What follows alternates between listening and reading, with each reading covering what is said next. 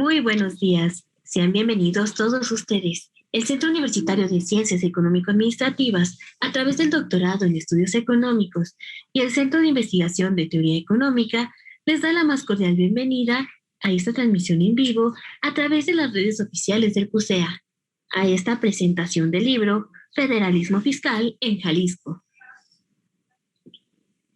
Acto seguido, quiero presentar a quienes nos estarán acompañando. Como autores del libro, agradecemos la presencia a la doctora Nancy García Vázquez, profesora e investigadora del CUSEA, al doctor Antonio Ruiz Porras, coordinador del doctorado en Estudios Económicos, y al doctor Mauricio Merino Huerta, del Instituto de Investigación en Rendición de Cuentas y Combate a la Corrupción. Bienvenidos. Y como comentaristas nos acompañan el doctor Irving Soto Zazueta, director de la Facultad de Ciencias Económicas y Sociales de la Universidad Autónoma de Sinaloa, el doctor Oliver David Mesa Canales, profesor e investigador de la División de Administración Pública del CIDE Aguascalientes, y el doctor Antonio Sánchez Bernal, jefe de la División de Economía y Sociedad de CUSEA. Como moderador de este evento nos acompaña el doctor Rafael Espinosa Ramírez, profesor e investigador del CUSEA.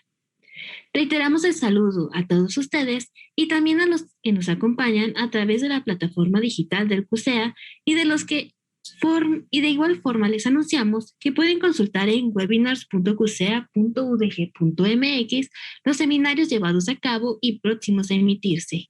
Ahora bien, dejamos en el uso de la voz al doctor Rafael Salvador Espinosa. Adelante, doctor.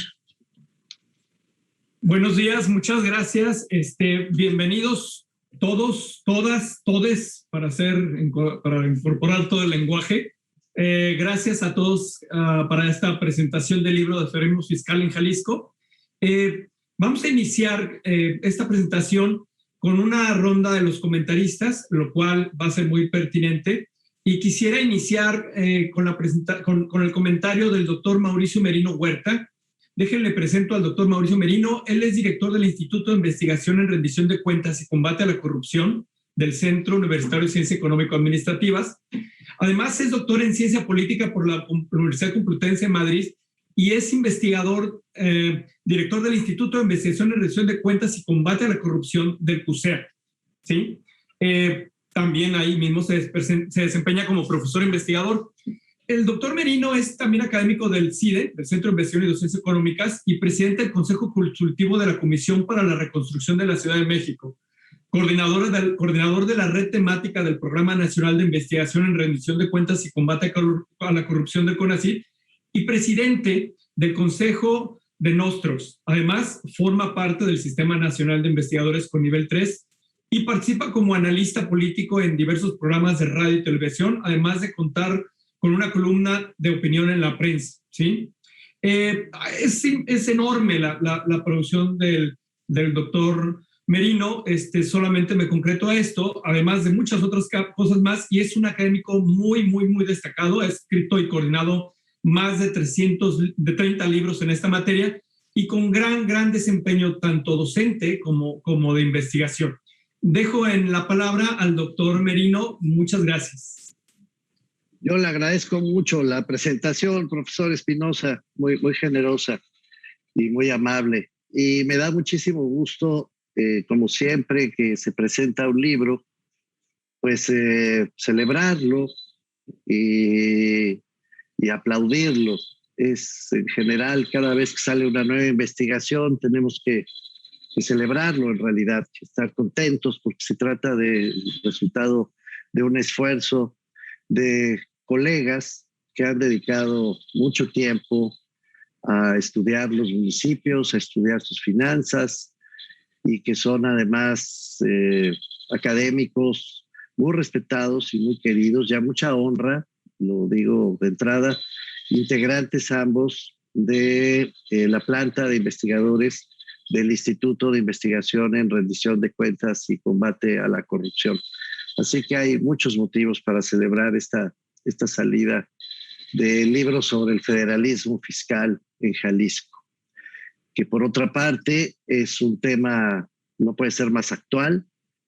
Nos informaba el señor director de la División de Estudios Económicos y Sociales de CUSEA, el doctor Sánchez Bernal, que hoy mismo se había publicado ya una pregunta que se pondrá a consideración de la población de Jalisco para revisar el federalismo fiscal o para definir la posición del gobierno de Jalisco en materia de federalismo fiscal. Así que este libro además sale en un momento muy oportuno, donde habrá un debate seguramente importante, interesante sobre la posición de Jalisco en materia de federalismo fiscal. Por todas estas razones, y con eso quise empezar, yo aplaudo a Toño Ruiz Porras.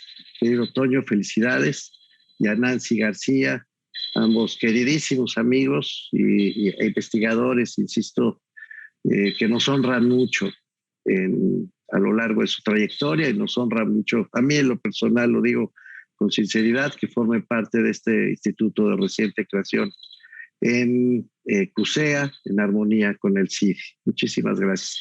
Es además un privilegio compartir la mesa con tan queridos y tan respetados colegas de este mismo ámbito de estudios. Yo quiero hacer 4 anotaciones breves para no abusar del tiempo. En primer lugar, quiero celebrar que se trata de un libro que es al mismo tiempo una investigación, 3 décadas de comportamiento de las finanzas municipales de Jalisco, o 29 años para ser más precisos, una base de datos muy bien trabajada, muy estudiada, que se le da de vueltas por todas las vías posibles, desde una visión regional, desde una visión política, administrativa, y también desde una visión que combina de un lado los ingresos, por el otro lado los egresos. Es una base de datos trabajada con cuidado, con mucho esmero, por los 2 autores. Y esta base de datos es, por lo tanto, además, un muy buen material de consulta y, en consecuencia, un muy buen material para aula.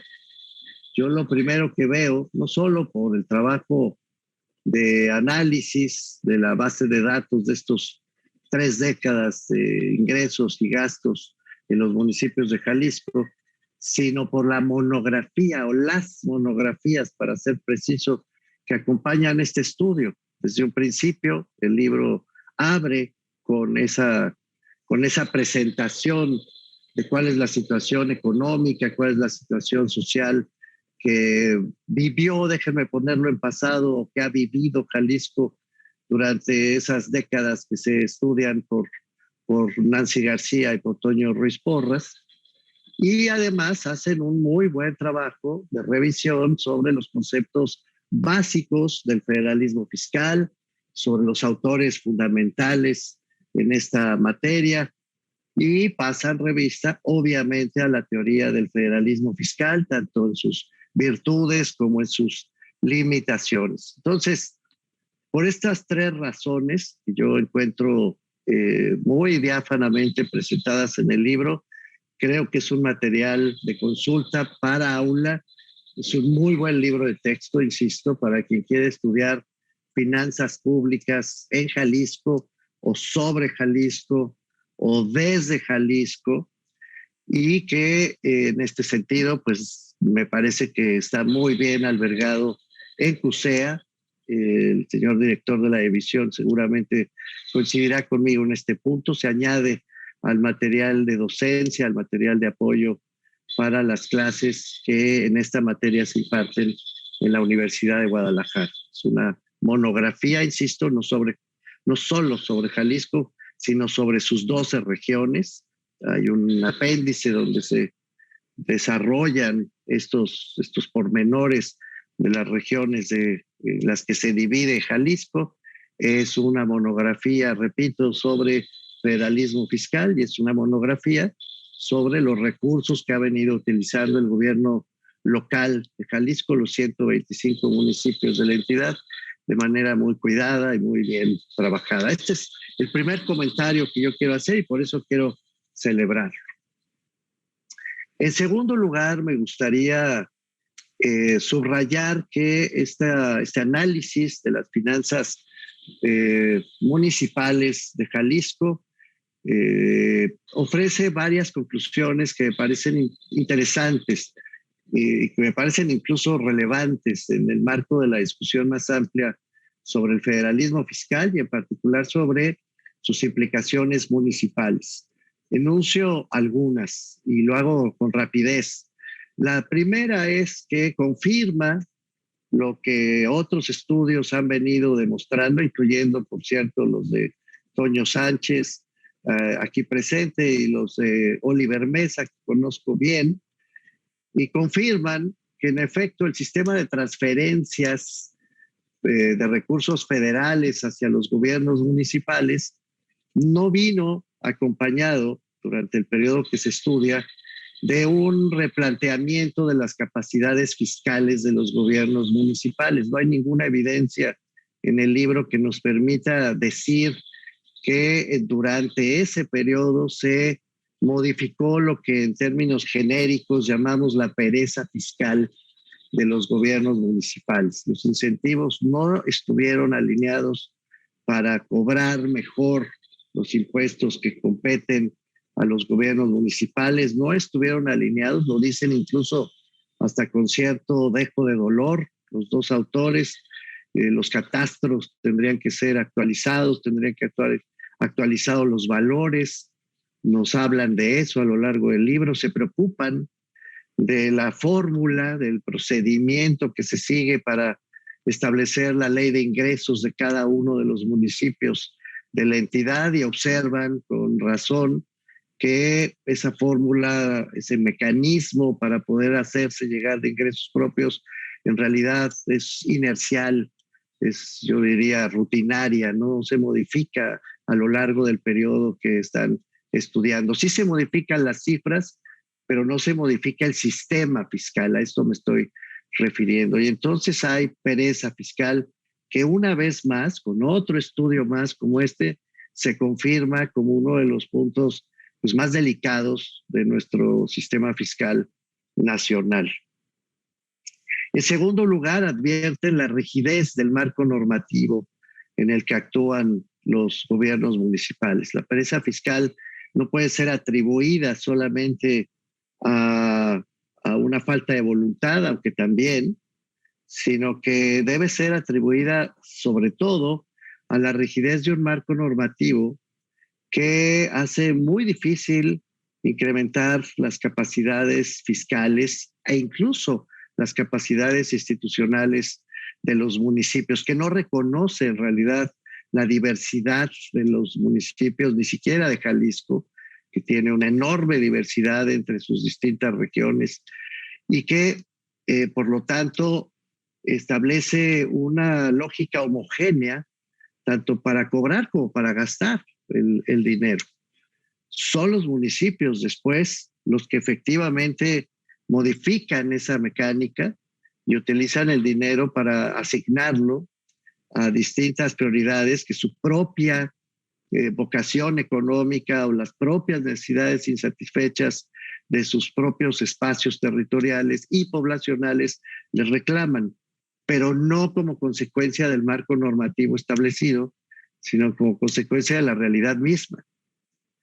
Esto, en tercer lugar, lleva a reflexionar sobre la debilidad del sistema de contabilidad gubernamental.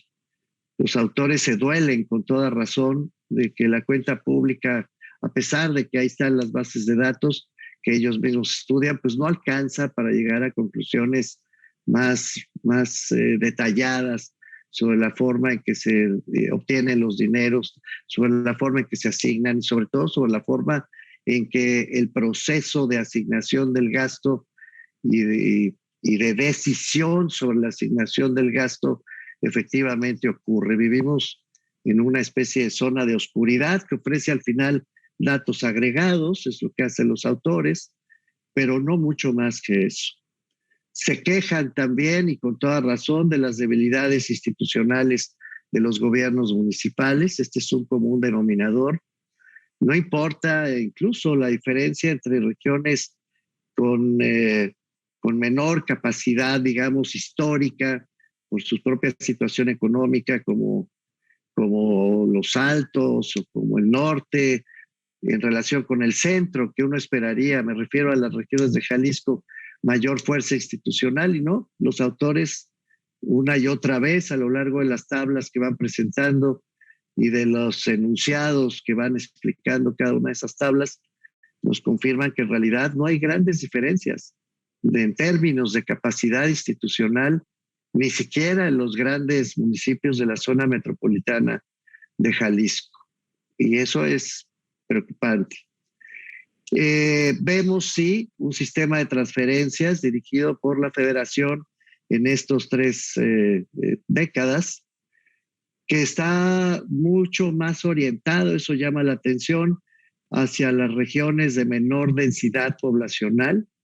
Es decir, hay un cierto descuido de las regiones con mayor población. Se ha preferido, con altibajos y con algunas excepciones que ameritan una explicación más cuidada, pero en general las zonas de menor densidad poblacional han tenido un mejor, digamos, comportamiento en cuanto al sistema de transferencias, pero no mucho más. En contrapartida, las regiones más pobladas, las regiones urbanas más importantes de Jalisco, especialmente las de la región centro, pues han tenido que recurrir al endeudamiento público. Entonces uno observa claramente cómo el sistema de transferencias no ha compensado las necesidades crecientes de la aglomeración urbana, especialmente los municipios de Guadalajara, de Zapopan, de Tlaquepaque, de Tonalá, que por lo tanto se han convertido en grandes deudores. En una parte del libro nos advierten entre los 10 más endeudados del país, en otra entre los 20, porque incluyen a Tonalá, pero en realidad la zona metropolitana de Guadalajara pues ha tenido que recurrir a la deuda pública para compensar las debilidades del sistema de transferencias y afrontar de esta manera los desafíos que la propia metropolización reclama. Dicho sea de paso, es interesante también que en estos mismos años, esto lo digo por fuera, se creó las reglas, se establecieron las reglas para la gestión metropolitana de Jalisco, justamente de esta región centro, y que a pesar de eso tampoco han podido modificar sus vínculos fiscales ni con la Federación ni, por cierto, con el Estado. Y finalmente encuentro muy interesante los distintos análisis que nos proponen Nancy García y Toño Ruiz Porras, pues la poca incidencia que tiene la alternancia PAN-PRI a lo largo de este periodo. Uno esperaría una mudanza de las políticas públicas en materia municipal, pero no se ve a lo largo de estos años. Y a pesar de que desde el 2014, digamos, irrumpe, sobre todo en la zona metropolitana de Jalisco, movimiento ciudadano, pues por lo menos en el periodo brevísimo que se estudia de 2014 a 2017 por los autores, tampoco parece haber una gran presencia, no grandes modificaciones de la variable política electoral en este proceso de asignación de recursos hacia los municipios. 2 comentarios más y con esto cierro después de esta brevísima glosa, que ya corre por mi cuenta, digamos, que ahí me gustaría poner sobre la mesa a la luz de lo que leí en este libro. Desde luego, quisiera yo invitar a los 2 autores a que continúen este estudio. Nos dejan picados, déjenme decirlo así, porque el estudio termina justo en el momento interesante en el que Morena gana la presidencia de la República y Movimiento Ciudadano irrumpe como el partido más importante de Jalisco.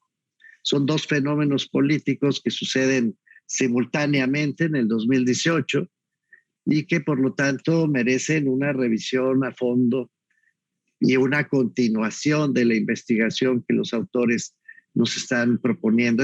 Uno se queda picado, digo, porque va leyendo, va revisando las primeras tablas y yo esperaría una coda, esperaría una, ¿sabes? Un encore, dirían en materia musical, que nos permita saber qué pasó después, porque sí hubo cambios sumamente relevantes en estos apenas 3 años, que no solamente impactan el sistema del federalismo fiscal a nivel nacional por la fuerte concentración de ingresos que ha hecho el gobierno de la República y la cancelación prácticamente total del sistema de transferencias que venían respaldando mal que bien a los gobiernos de los municipios. Hay una creciente centralización de las decisiones desde el 2018 y hay una suspensión de los convenios que transferían recursos específicos aún etiquetados a los municipios. Y también hay una mudanza en el discurso local, en el discurso de Jalisco, a partir, insisto, de la irrupción electoral de Movimiento Ciudadano. Movimiento Ciudadano, recordemos, presenta como candidato a gobernador a un personaje político que ya había sido alcalde de Tlacomulco, que ya había sido alcalde de Guadalajara y que allá había reivindicado la idea desde entonces de una revisión del pacto fiscal, pero para apoyar a los municipios, no para apoyar al gobierno del estado, y que ahora mismo, convertido ya en gobernador del estado con las banderas de Movimiento Ciudadano, pues ha hecho del federalismo fiscal una de sus principales argumentos para no solo oponerse al gobierno de la República, sino para enderezar un liderazgo que en este momento, políticamente hablando, ya es un liderazgo en materia de federalismo fiscal reconocido en toda la República. Entonces es muy interesante que ustedes continúen, los conmino, colegas, a que continúen esta investigación en estos años y nos regalen este nuevo panorama de 2018 para acá y con todas estas implicaciones. Creo que hacer ese añadido no debería ser algo demasiado complicado, creo, por su propia experiencia, por sus propias cualidades como investigadores, y ayudaría muchísimo a completar esta historia que hasta ahora parece una historia rutinaria, ya lo había yo dicho, más bien gris en términos de federalismo fiscal, con poca imaginación por parte de los gobiernos y con muchos problemas acumulados. Y mi último comentario es otra invitación a los autores. Y eso sí, invitación y reclamo. Yo creo que se quedan cortos en las conclusiones generales que hacen. Casi lo puedo probar con esta misma presentación. Acabo de hacer en esta presentación un listado de los asuntos que ustedes mismos nos enseñan, nos muestran, nos documentan a lo largo del libro, y sin embargo no las recuperan en las conclusiones más que muy cuidadosamente, yo diría con cierto recato, déjenme ponerlo así. Yo los invitaría a tener mayor audacia y a escribir o a sacar de esta misma investigación algunos hijos, algunos subproductos. Les propongo que escriban un muy buen ensayo sobre la interpretación, pero un ensayo ya libre, que no los someta al rigor académico al que ustedes mismos se sujetan a lo largo del estudio de estas bases de datos. Y entonces nos cuenten lo que apenas apuntan a lo largo del libro y apenas sugieren en las conclusiones. ¿Qué hacemos con el Sistema Nacional de Coordinación Fiscal? Es conclusión suya. Ustedes lo dicen en el libro. Dicen, pesa mucho más el Sistema Nacional de Coordinación Fiscal como la causa eficiente de esta rutina fiscal que ha seguido Jalisco a lo largo de 3 décadas, que cualquier otra variable que ustedes hayan incorporado.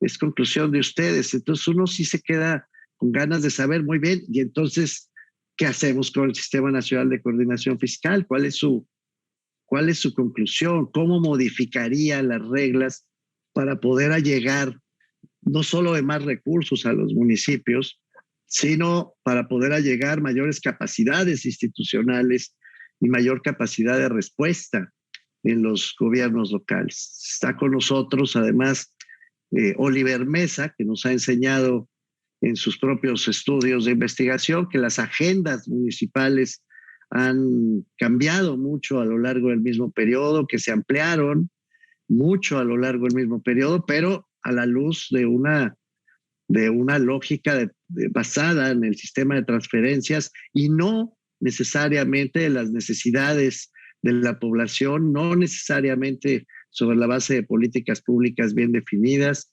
y no necesariamente sobre la base de capacidades institucionales realmente adoptadas, subsidiarias de los gobiernos municipales, sino simplemente porque ahí va el dinero a través del sistema de transferencias y ahí iban las decisiones políticas detrás, ampliando brechas, creando nuevos espacios de compromiso fiscal y político.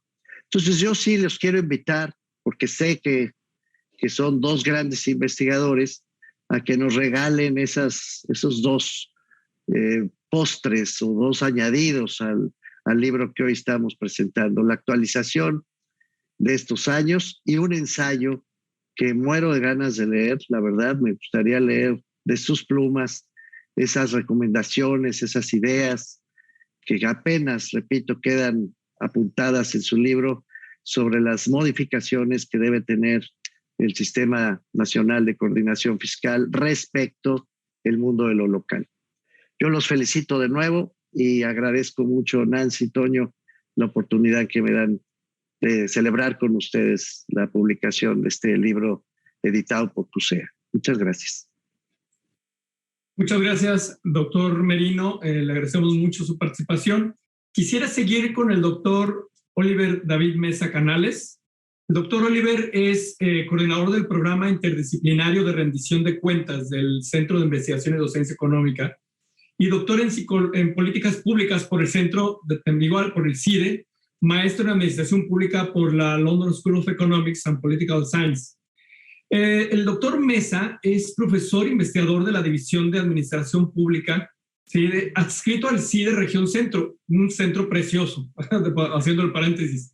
Es miembro nacional del Sistema Nacional de Investigadores y ha colaborado como asesor y consultor para diversas organizaciones como Think Public UK, Social Science Research Council de Estados Unidos o el Instituto Mexicano para la Competitividad, así como también para Causa en Común, Mexicanos Unidos contra la Delincuencia, y también para organismos y entidades internacionales como el PNUD, la ONU Habitat del Banco Mundial, Hewlett Foundation y la Embajada del Reino Unido, y así innumerables entidades de gobiernos municipales y estatales.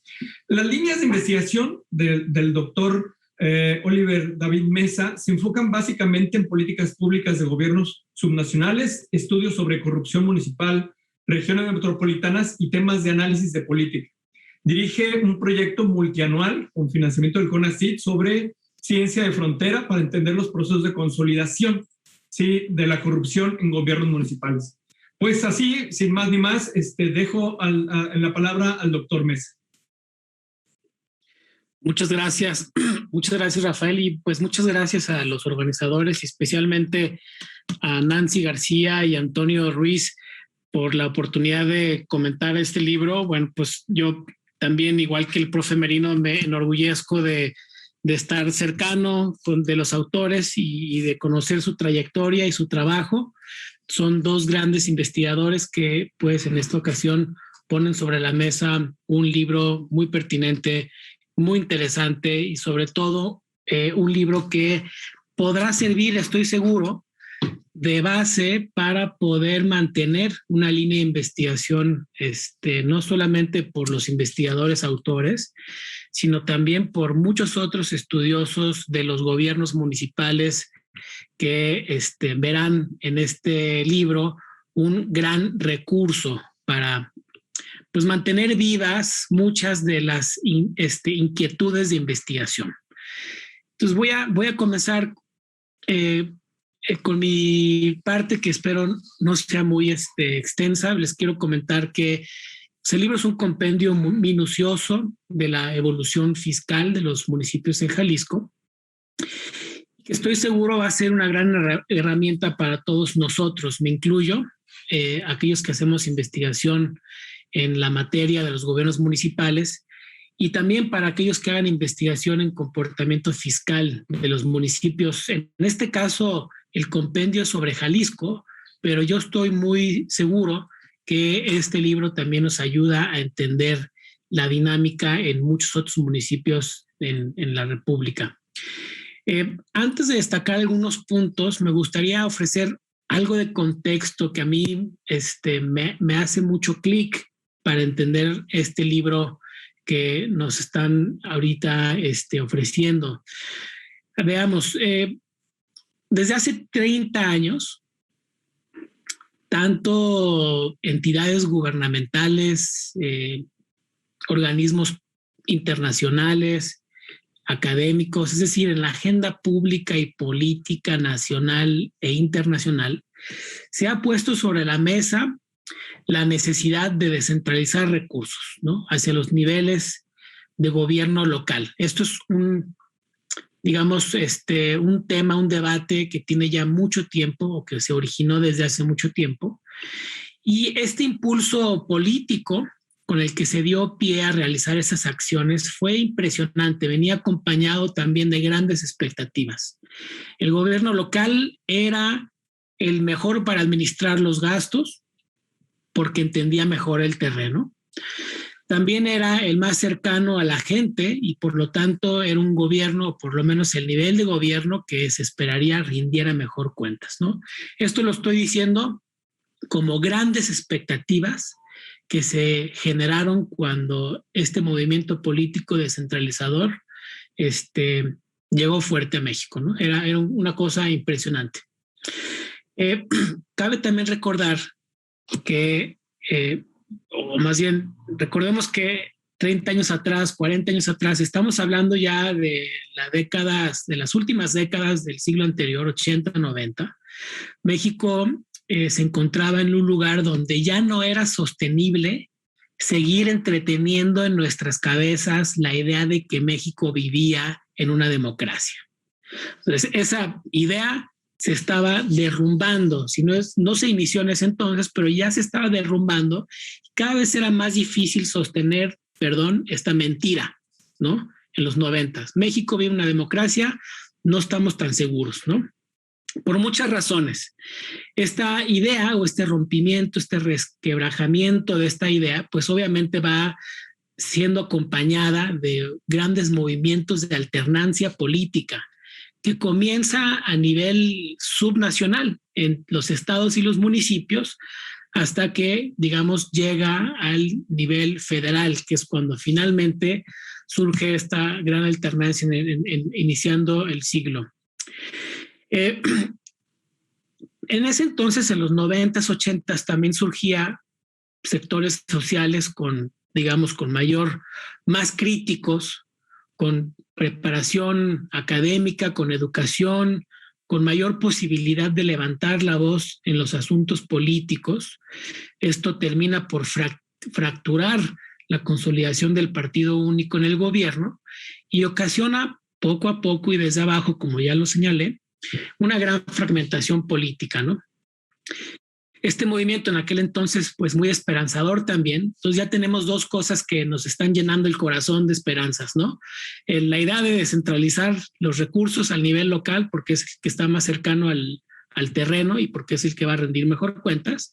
Y la idea de que estamos ahora sí transitando una democracia porque estamos viendo alternancia, ¿no? Entonces son dos cosas que laten duro, ¿no? Que pensábamos que quizá estábamos ciertamente viviendo un parteaguas en la incipiente democracia mexicana. ¿Cuál es el resultado? Bueno, en realidad, en algunas cosas podemos ver avances, en otras no. Yo diría que es una sensación agridulce, por decirlo de manera positiva. Y este libro nos explica con evidencia dura mucha de esta sensación, muchos de los resultados que se venían gestando en aquel entonces y lo aplican al estado de Jalisco, pero repito, esto podría ser algo que podríamos estar viendo en muchos otros lugares. Por ejemplo, algo que llamó mucho mi atención es estos argumentos, aseveraciones que con evidencia nos señalan los autores de que no hemos logrado disminuir esta desigualdad entre las regiones del Estado, ¿no? Les recuerdo que en el caso de Jalisco, como en algunos otros estados, pero no en la mayoría, se deciden llevar a cabo regionalizaciones o regiones subestatales para poder administrar o para que el gobierno pudiera administrar servicios. Algo que es bien interesante es observar los términos o las dimensiones que son pobreza, otros indicadores, y nos señalan que las regiones se han mantenido, si no es que acentuado en muchas ocasiones, la desigualdad persistente. Y ello impone retos urgentes para el desarrollo local, que se asocian con muchos otros rubros, como lo es la educación, las oportunidades económicas, el desarrollo humano en general. Entonces, esta cosa que venimos observando desde hace mucho tiempo atrás y que en buena medida nos habían señalado que la descentralización podría ayudar a disminuir o a revertir, pues vemos que a la fecha no ha ocurrido, ¿no? Y esto no ha ocurrido, sin embargo, con todo y todo que, como dicen los autores, pues en términos de recursos, quizá no los ingresos propios, pero en términos de transferencias, los municipios han incrementado per cápita pues estos recursos para llevar a cabo las cosas. Y algo que también llama mucho la atención es cómo los autores nos dicen, no solamente las participaciones federales han incrementado per cápita, sino que incluso existe evidencia de que aquellas regiones que sufren mayor rezago también han sido más favorecidas en términos generales, en términos de sus transferencias, ¿no? Es decir, como que algo está ahí, hay unas preguntas muy interesantes y a mí me gustaría que los autores nos ayuden a explicar un poco más, a decirnos cuáles son las hipótesis que tienen en su cabeza y que estoy seguro que las tienen, porque conozco muy bien a Nancy y Antonio y que quizá por no sé, no se animaron a decirlo en el libro, pero aquí hay una paradoja importante, ¿no? Regiones con mucho rezago también han sido regiones que han tenido más recursos per cápita en términos de sus transferencias generales. Y sin embargo, ese rezago no disminuye, ¿no? Se mantiene o se acentúa. Entonces, frente a ese panorama, que repito, sí, el libro hace muchas cosas, pero lo que hace muy bien es describir este panorama, esta evolución fiscal de los municipios, y pues queda muy clara esta paradoja, ¿no? Queda muy clara. Entonces, ¿qué nos explica esta paradoja? Y aquí me voy a ir en algunas preguntas que creo que surgen, unas preguntas de investigación que surgen tan solo de este dato. Hay más datos porque el libro también habla sobre los egresos, pero tan solo con esos datos, por ejemplo, yo preguntaría, ¿qué tipo de capacidad, no sé, municipal o institucional tendríamos que promover para lograr mayor equilibrio, para lograr este anhelo que no fue logrado con la promesa de la descentralización? ¿Qué hizo falta? O quizá tendríamos que estar hablando de algún supuesto, algunas condiciones. ¿Bajo qué condiciones podemos esperar que este proceso de descentralización de recursos evidentemente nos lleve a un mayor equilibrio, ¿no? Claramente en el caso de Jalisco y seguro en el caso de México, esas condiciones no estaban. O sea, habrá que preguntarles cuáles son estas, ¿no?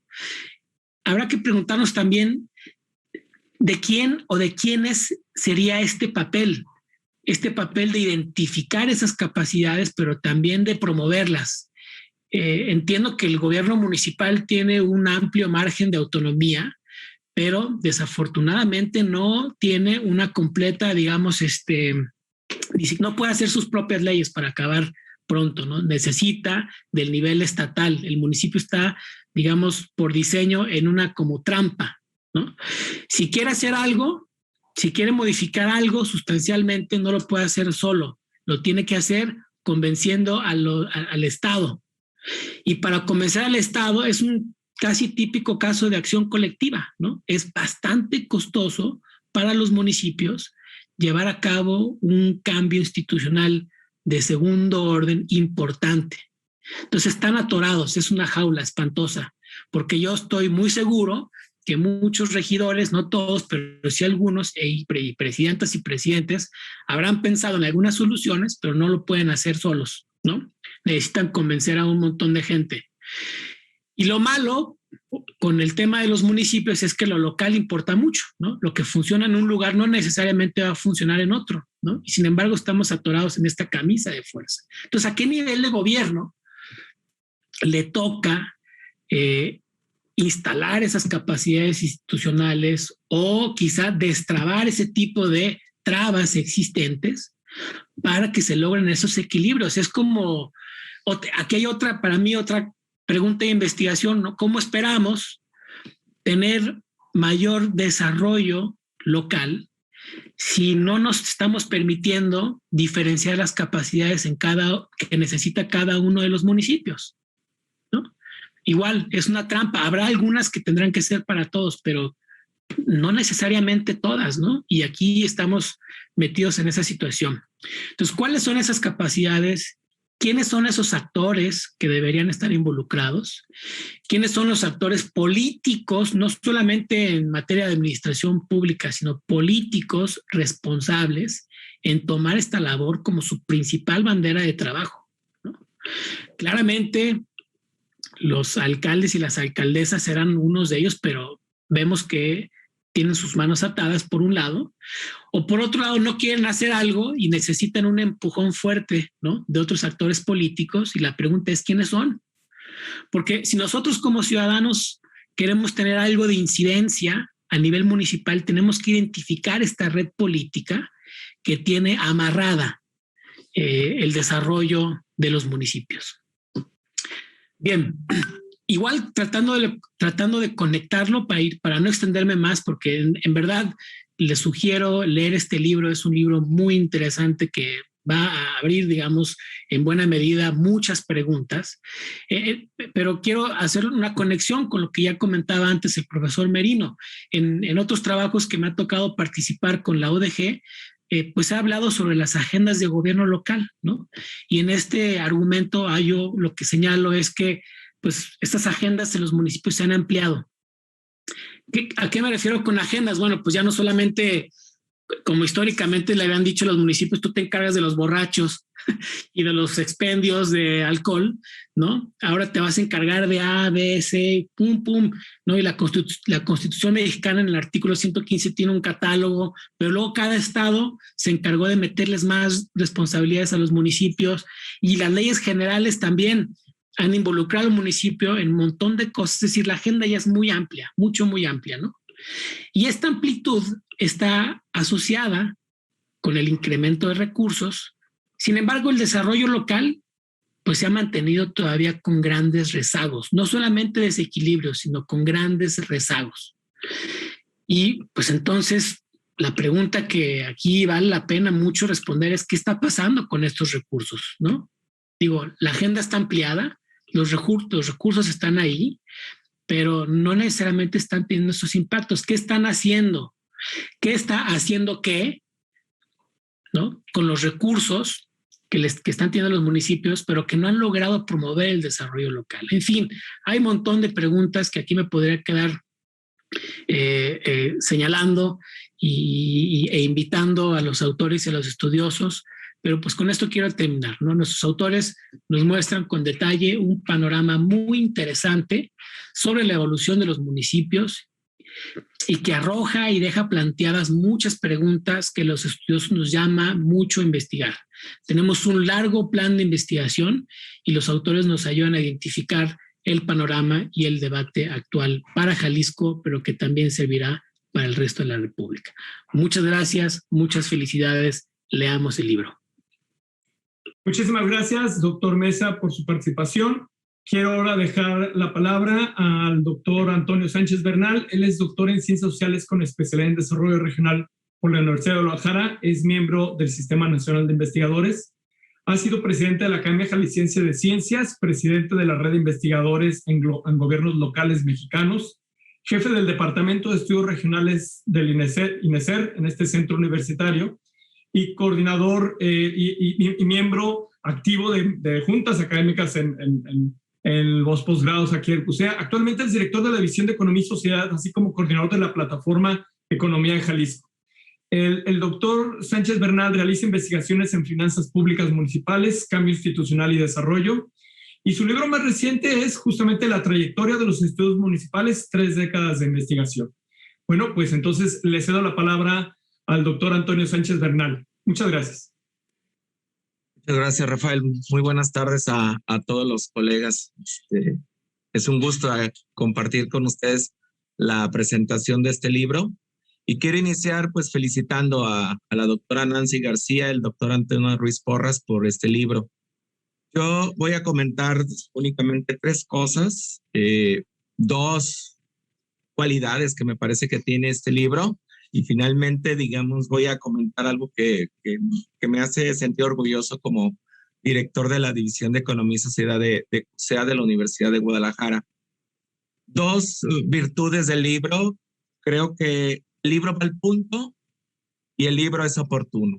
Voy a decir por qué me parece que tiene estas características o que me llamó la atención.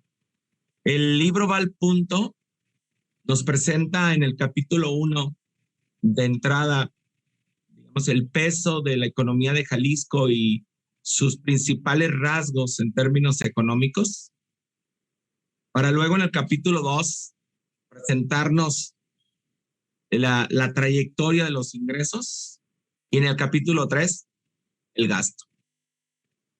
Entonces, cuando uno lee este libro, y como ya se mencionó aquí, pues nos da datos duros sobre la fluctuación o el comportamiento, si es estructural o no, del ingreso y el gasto. ¿Sí? Cada lector va a encontrar distintas lecturas de estos datos, porque los autores lo que hacen es ir al punto y evitar, y esto es, digamos, en términos metodológicos, interesante o es una, digamos, los autores nos pican a ver qué lectura le da cada uno, porque ya hemos escuchado 2 lecturas que se pueden hacer a raíz de estos datos, de esta análisis en el periodo de 29 años, ¿sí? Porque los autores no contextualizan y no nos dicen como cuál es la capa que yo le puedo poner a estos datos, ¿no? Yo le puedo dar muchas interpretaciones. Entonces, ir al punto de centrarse en los datos, pues le da mucha potencialidad a darle varias lecturas, ¿no?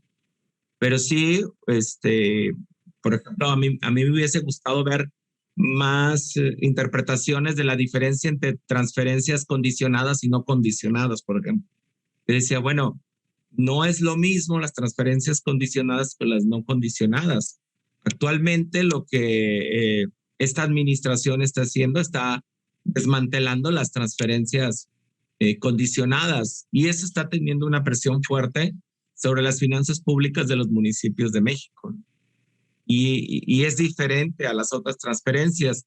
Las transferencias no condicionadas son las que han sido más estables y creo que son la base del sustento de esa estabilidad que los autores muestran que han presentado las finanzas públicas de los gobiernos municipales.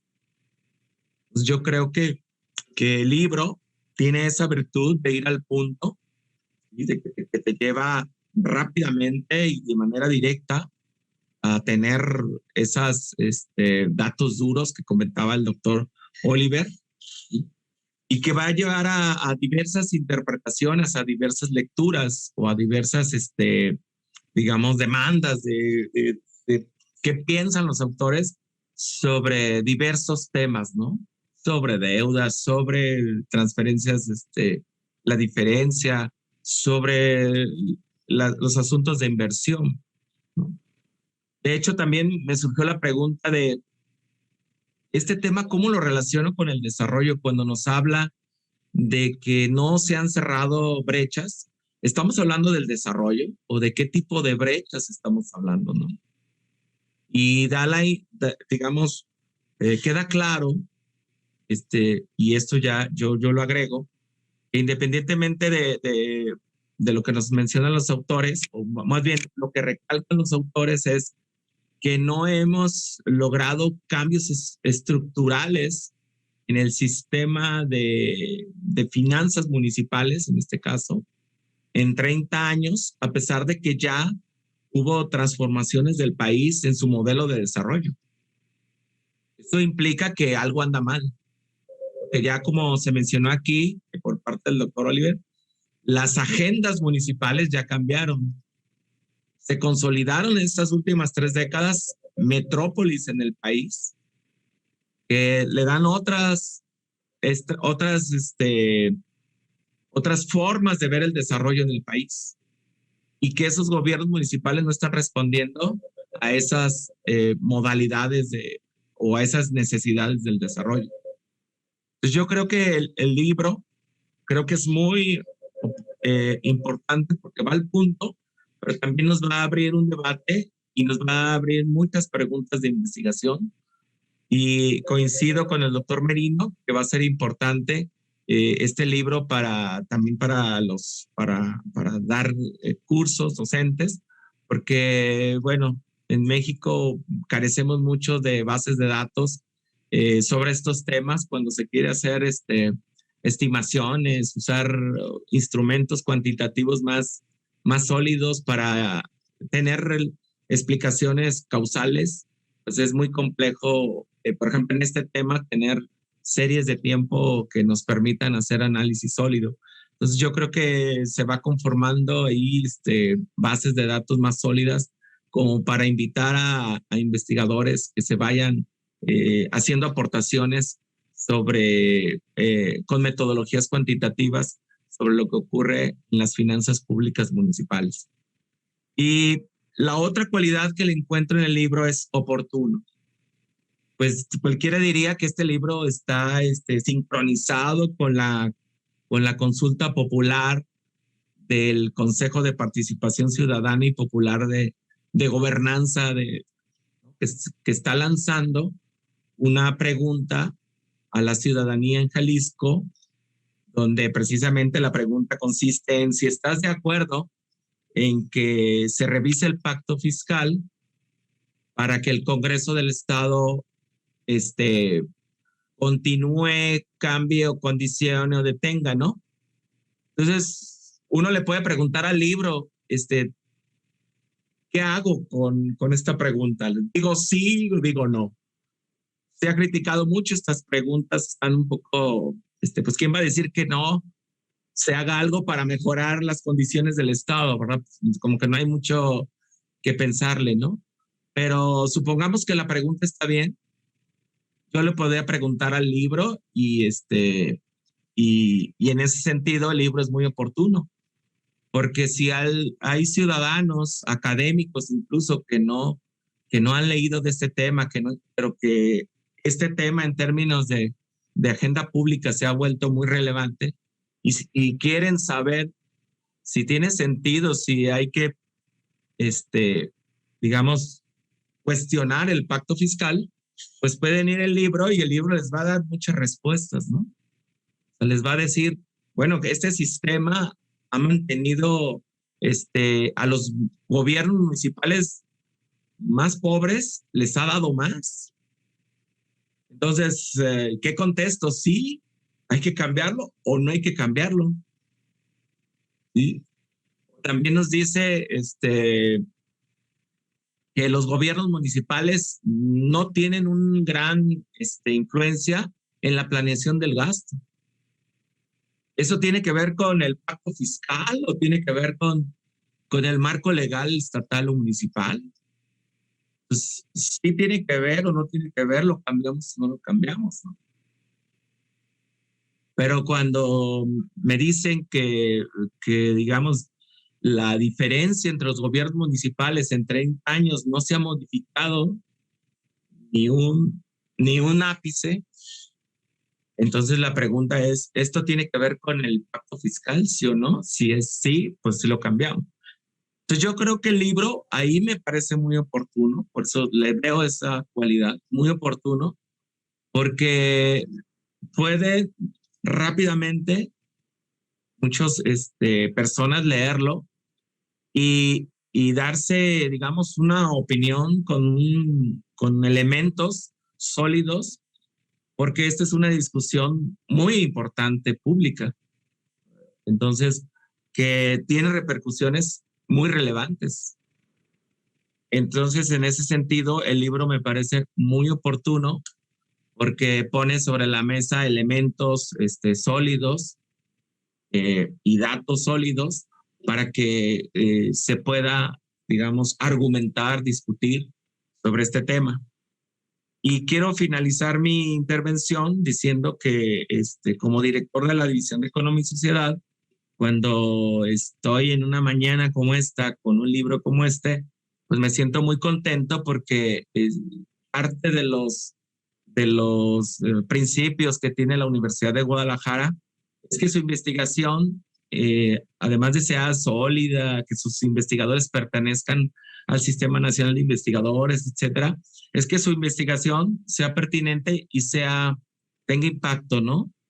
Entonces, en ese sentido, cuando leo el libro y ayer veía que ya el consejo de participación lanza una pregunta, digo, pues qué bueno que tenemos en el CUSEA y yo en la División de Economía, investigadores que están trabajando exactamente lo que requiere la sociedad, elementos para discutir temas tan relevantes, ¿no? Aquí estamos también, nos acompaña el doctor Mauricio Merino, que tiene elementos y ha puesto al instituto para discutir temas de la corrupción y los sistemas anticorrupción en México. Entonces, eso es un honor, estar en una división de economía y sociedad que, además de hacer investigación, que abre muchas preguntas de investigación para seguir trabajando, también se hace investigación oportuna que ayuda al debate público, a que el debate público sea razonado y tenga argumentos sólidos. Entonces, pues los felicito a ambos, a Antonio Ruiz Porras, a la doctora Nancy, por este libro, y a todos los que nos escuchan y ven, pues los invito a leer este libro que, por otro lado, está ahí en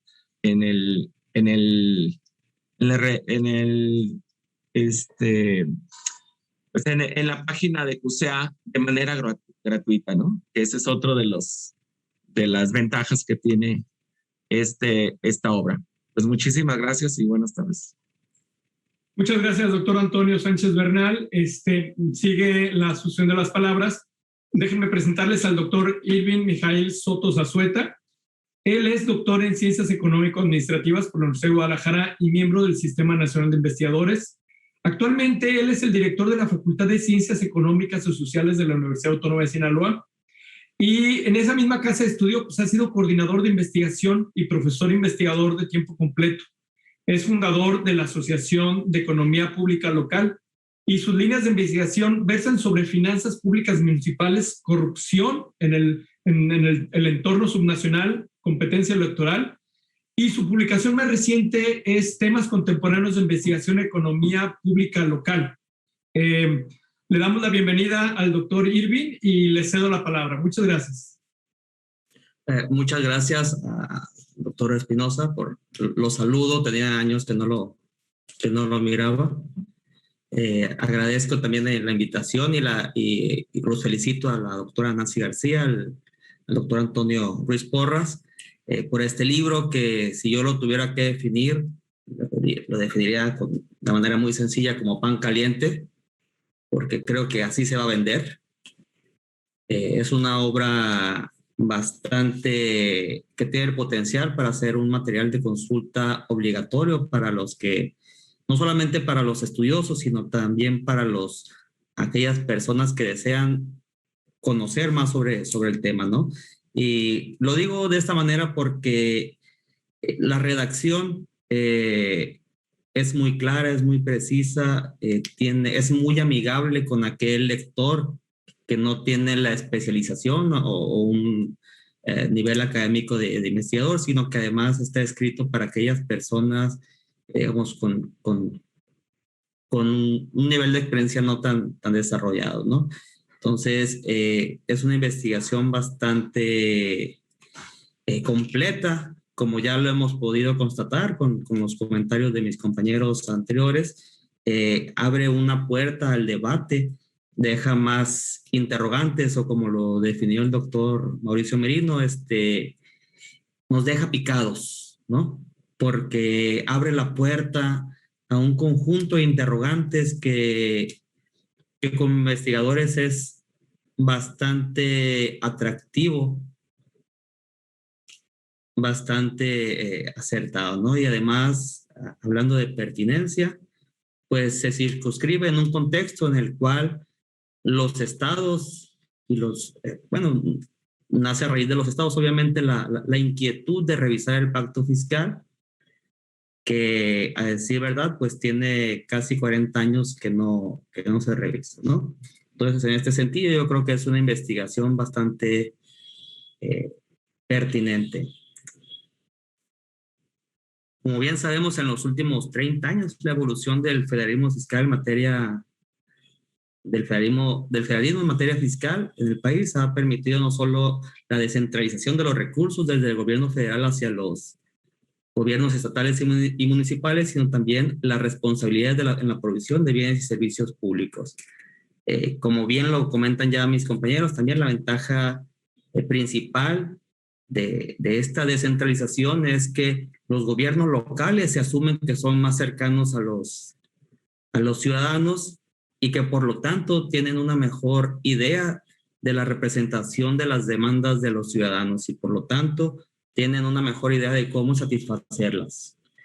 Cada unidad de gobierno entonces tiene sus propias instituciones políticas que pueden articular de las demandas de los servicios suministrados dentro de los propios procesos de elección colectiva.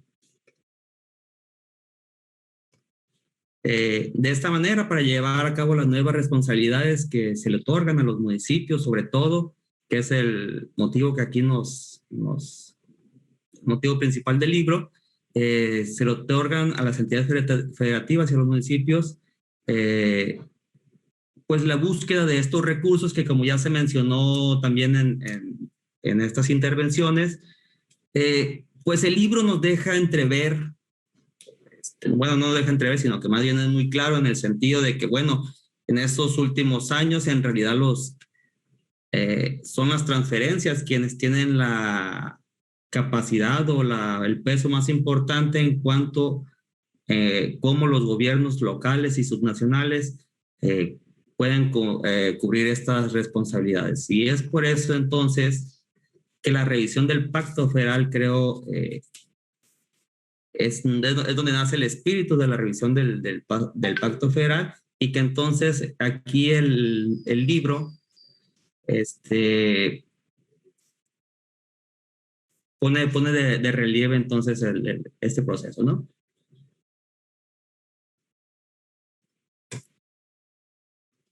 Permíteme.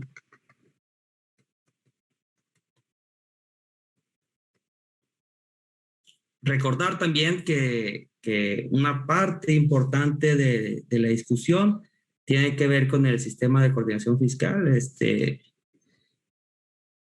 El federalismo es una organización donde el entorno político de las relaciones establecidas en cada uno de los niveles de gobierno, donde cada uno de esos gobiernos conserva su autonomía y su capacidad de decisión, ¿no?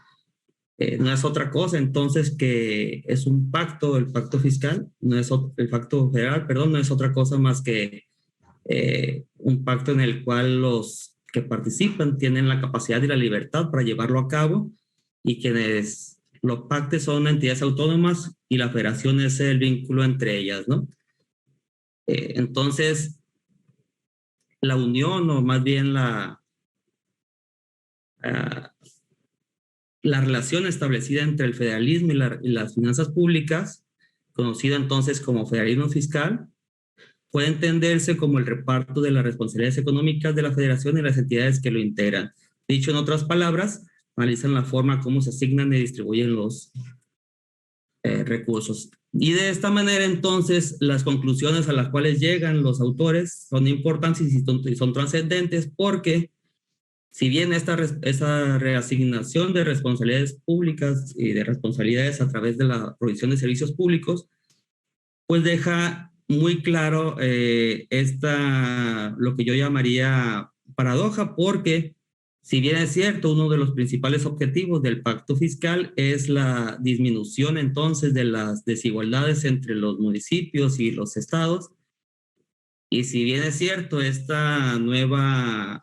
pacto no ha logrado reducirlo, como lo dicen los autores en sus conclusiones, bueno, entonces abren un nuevo debate, porque además de parecer injusto este pacto fiscal, y donde además se hace necesaria la revisión, porque debemos recordar que el Sistema Nacional de Coordinación Fiscal, que existe desde la década de los 80, tiene como antesala la tercera convención federal, llevada, si no mal recuerdo, antes de los 50, por ahí del 47. Por lo tanto, entonces, creo que es necesaria esta revisión, y que además se hace muy patente en los resultados de los autores, pero que además, como bien lo señalan los autores, abre usted o revive más bien un debate entre lo que es deseable, puesto que el supuesto de este pacto federal, que como también lo dicen los autores, dista mucho de ser sencillo en los países en los que se ha implementado. Bueno, también debemos de recordar entonces que hay un debate en torno en cuanto a qué es socialmente deseable en términos de políticas públicas, si una descentralización o una recentralización, porque si bien es cierto la parte de la descentralización que versa en el espíritu de los gobiernos locales cercanos a los ciudadanos, y que cumple con las preferencias de los ciudadanos y que tiene que ver con un espíritu electoral, pues bueno, también podemos ver que la parte centralizada del gasto, son las transferencias que hacen los gobiernos locales hacia los municipios, es la que le da la estabilidad al mismo en términos de las finanzas públicas, que además es otra de las conclusiones a las que llegan los autores. Entonces, por lo tanto, creo que tenemos que revivir un poco el debate en qué es deseable, si esa descentralización que por lo pronto no ha servido para disminuir desigualdades, una red o una centralización del gasto que le asigne mayores capacidades a estados y municipios, ¿no? Aunque parezca paradójico o irónico lo que digo, ¿no? Y por otra parte, un aspecto que yo destaco y que me parece muy interesante es la relación que hacen, o el estudio que hacen los autores con la parte política, que además es una parte muy importante que no debemos de olvidar, porque estos pactos federales no es otra cosa más que el reparto de responsabilidades políticas, ¿no? Y por lo tanto, cada uno de los gobiernos locales lo que va a buscar es la implementación de aquellas políticas, aquella provisión de servicios públicos que le permitan mantenerse en el poder. Que además es paradójico, porque mientras más vemos más vemos descentralización, también hemos visto que los fenómenos políticos, no solamente en términos de alternancia, sino también en reparto o de redistribución del poder político, se ha intensificado, ¿no? Entonces vivimos procesos políticos y económicos que coexisten, que pareciera que de manera paradójica se relacionan con la descentralización de los recursos. Entonces, pues yo sí me llevo bastante tarea, porque la verdad es que en términos académicos sí te hace replantear algunas cosas. Creo que también abre la puerta para nuevas investigaciones, puesto que Yo no sé si en algún otro estado se haya hecho alguna tarea similar, pero creo que es un ejercicio que se debe replicar en algunas entidades, ¿no? Entonces, pues nuevamente agradecer y felicitar a los autores por esta obra, ¿no? Muchas gracias. Muchísimas gracias, doctor Irving. Pues ahora no me resta más que dejar la palabra a la doctora Nancy García Vázquez y al doctor Antonio Ruiz Porras, que son los autores del libro. La doctora Nancy es profesora investigadora del Departamento de Políticas Públicas del Centro Universitario de Ciencias Económico-Administrativas de la Universidad de Guadalajara y es doctora en Ciencias Sociales con especialidad en Ciencia Política por la Flaxo, México. Es maestra en Sociología Política por el Instituto de Investigaciones Dr. José María Luis Mora y licenciada en Ciencia Política y Administración Pública por la UNAM. Actualmente es profesora investigadora en la Universidad de Guadalajara y es integrante del Comité de Participación Social del Sistema Estatal Anticorrupción de Jalisco. La doctora Nancy ha sido docente en el Colegio de Jalisco, la Universidad de Colima y la Universidad de Cuenca, Ecuador. Y sus líneas de investigación básicamente se vinculan al análisis de políticas públicas, la rendición de cuentas, la participación y representación política de las mujeres y las finanzas municipales. Sí, el doctor Antonio Ruiz Porras, por otra parte, es profesor investigador del Centro Universitario de Ciencias Económico-Administrativas, tiene maestría en Economía por la Universidad de Warwick y maestría en Economía por el Colmex. Es licenciado en Economía, Desarrollo Económico y Planificación por la Universidad Autónoma Metropolitana de su campus Azcapotzalco. Es miembro del Sistema Nacional de Investigadores de la Academia Mexicana de Ciencias y actualmente es coordinador del doctorado en Estudios Económicos. Ha colaborado de la Universidad de Guadalajara. Ha colaborado en el Colegio Jalisco, el Colegio de México, el Tecnológico de Monterrey, la Universidad de Nottingham, la UAM Azcapotzalco y la UNAM. Y profesionalmente se ha desempeñado en Multibanco, Comermex, hoy Scotiabank, claro, Nacional Financiera y en Contaduría y Administración. Ha publicado diversos libros y revistas arbitrarias, así como periódicos especializados en economía y finanzas. Muy bien, pues sin más ni más, le dejo la palabra a los autores.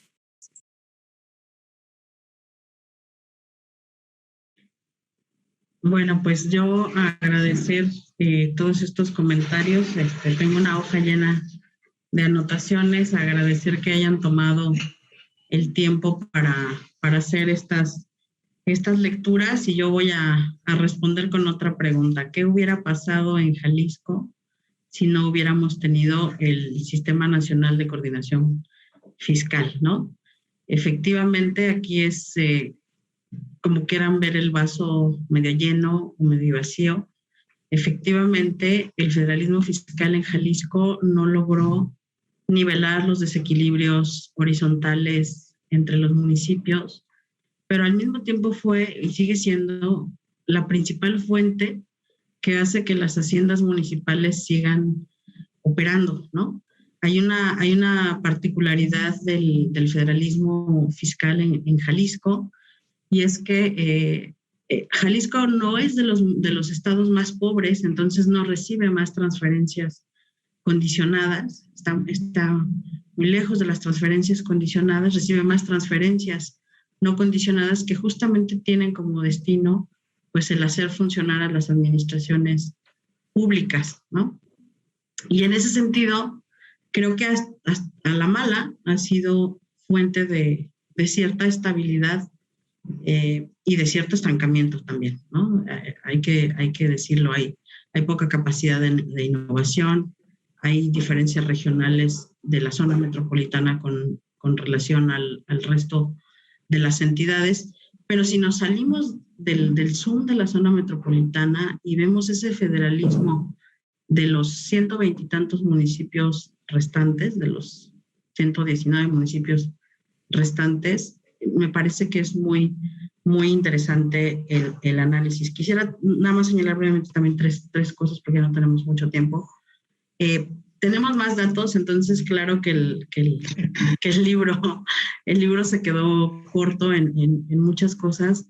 Es una investigación que empezamos hace más de 8 años, esta investigación, y además Toño ha tenido el tino de incorporar estudiantes muy brillantes con los que fuimos aprendiendo, ¿no? Y evolucionando en los análisis. Tuvimos tesistas que hoy son profesionistas muy, muy, muy exitosos y que no quisiera dejar de mencionar y agradecer que crecieron con nosotros y los vimos crecer, nos dieron la oportunidad, ¿no? Primero al maestro Javier Emanuel Anguiano Pita, que ahora está terminando su doctorado justamente acá en CUSEA, es una promesa de un brillantísimo investigador, y a Susana Montserrat Pérez Palma, a Diana Paola García Medina, a Diana Carolina Lozano Fuentes y por supuesto a Carolina Saavedra, que está en la coordinación apoyando a Toño. Entonces yo quisiera agradecer a todos ellos. Y también quisiera dedicar este libro, no quedó impreso, pero sí dedicar este libro a dos personas. Primero al doctor Luis Caramés, que falleció hace unos días y que junto con Irving, con Toño, el doctor Caramés era profesor en la Universidad de Santiago de Compostela, fue director del Urban Politics Economic Review, falleció hace poco menos de 10 días y fue un colaborador, y él vio el desarrollo de este trabajo en muchos de los seminarios del Seminario de Economía Pública Local en el que nos solíamos encontrar cada año, ¿no? Entonces quisiera dedicarlo, y pues dedicarlo también a mi hija, ¿no? A Alondra, a nuestra hija. Este hijo tardó más años que ella en llegar a publicarse, ¿no? Pero sin duda, pues sí, también quisiera dedicarle este libro, y qué bueno que esto va a quedar grabado para que un día vea y entienda lo que hacen sus papás cuando les dicen que están trabajando. Muchas gracias, Toño, te dejo el micrófono. Muchísimas gracias, Nancy. Bueno, pues sí, realmente ya no hay mucho que agregar, nada más, ni tampoco mucho tiempo. Nada más lo único que quiero enfatizar es que este libro pues es parte de un proyecto donde ha salido este libro, donde han salido tesis de estudiantes de licenciatura y de posgrado. Es un proyecto donde además hemos sacado algunos artículos y varias ponencias. Entonces, pues es un proyecto que siga vigente, seguramente lo vamos a continuar. Agradecemos sinceramente las sugerencias, comentarios que nos acaban de hacer, porque la retroalimentación es valiosísima. Entonces, en ese sentido, pues, insisto, este es un proyecto, y también pues lo que quiero hacer es la invitación para todos aquellos que estén interesados en estos temas, en que lean el libro. Está gratuito, está a disposición de todos en lo que es la página del CUSEA. Entonces, pues, insisto, es una reiteración para que lo lean, y si nos quieren enviar algún comentario, alguna retroalimentación, con gusto se las aceptaremos. Entonces, nuevamente recalco, gracias a todos por su asistencia, a los comentaristas por su trabajo para leer el libro, ¿sí? Y por sus comentarios que indudablemente no solo son bien recibidos, sino que los atenderemos muy pronto. Pues muchísimas gracias, y pues con esto cierro mi participación. Muy amables. Pues muchas gracias al doctor Antonio Ruiz Porras, a la doctora Nancy García Vázquez, y muchas gracias a todos los comentaristas. Fue un placer tenerlos a todos aquí en casa de la Universidad de Guadalajara, y es un placer enorme ver que somos muchos egresados del CIDE. Tengo que reconocerlo, que me sorprende luego cuántos somos. Hemos sufrido lo mismo. Entonces, pues muchas gracias a todos, a todas y a todos por si las dudas. Agradecemos su participación aquí, y pues esperamos vernos pronto en algún otro evento académico de esta naturaleza. Pues muchísimas gracias. Adelante, cerramos esta sesión y estamos entonces en las redes de la universidad. Se puede consultar esta grabación al final. Va a estar puesto, como ya se ha dicho, en todos los sitios destinados por la Universidad de Guadalajara para este efecto. Pues muchísimas gracias a todos. Buenas tardes.